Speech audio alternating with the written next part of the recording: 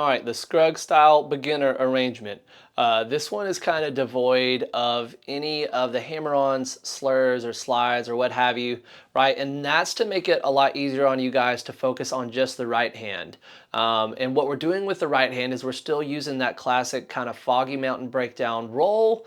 And a lot of the other things are kind of the right hand pattern that Earl is using in his more fancy version, but we're just leaving out a lot of the slides. And this is going to be great because it's going to prepare your picking hand for what it needs to be doing whenever we do add in those slurs, right? We want to make sure the timing is nice and steady and even with that picking hand before we start adding all that fancy stuff in. So make sure to practice this one with the Tune Fox player at a speed you can handle before trying out any of those licks. But once you do try out some of those licks, you'll notice that we're adding in the cool stuff, right? We're adding in the slides, hammer-on, slurs, and all of that. And, we need to use that focus feature to isolate stuff, to hear it repeatedly so we know the timing that it's supposed to have, and also to practice it repeatedly. Whether we're doing that on the simple arrangement that focuses on the right hand, right? Or whenever you're learning a new lick especially. You want to make sure you listen repeatedly before playing it and practice repeatedly, especially before trying to actually incorporate it into the main arrangement.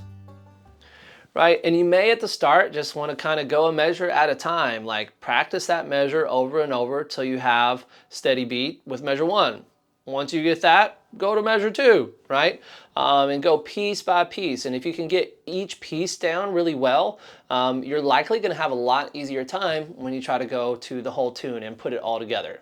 Now definitely look for measures that repeat if you're going and doing that process, because we don't want to practice the same measure, because measure 3 is the same as measure 5. So if we practice measure 3, we've got that down. We could go and practice measure 4, skip 5, practice 6, okay? 6 isn't that much different from 4, but it's different enough that you might want to put a little bit of practice into it to make sure you have it down.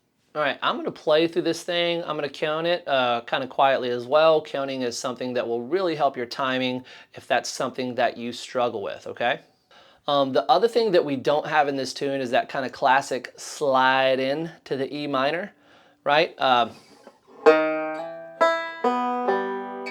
Right, great sound, but something that throws a lot of beginner players with their timing. So we're leaving that out for the moment being on purpose, okay?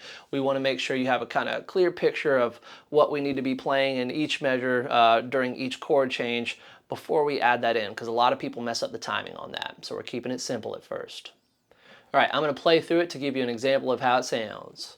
1 E and a 2 E and a 3 E and a 4 E and a...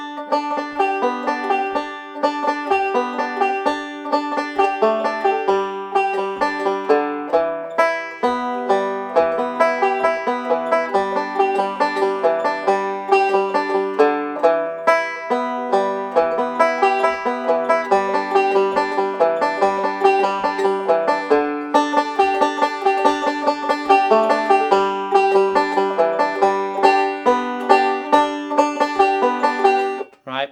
And then we keep going, keep playing through it.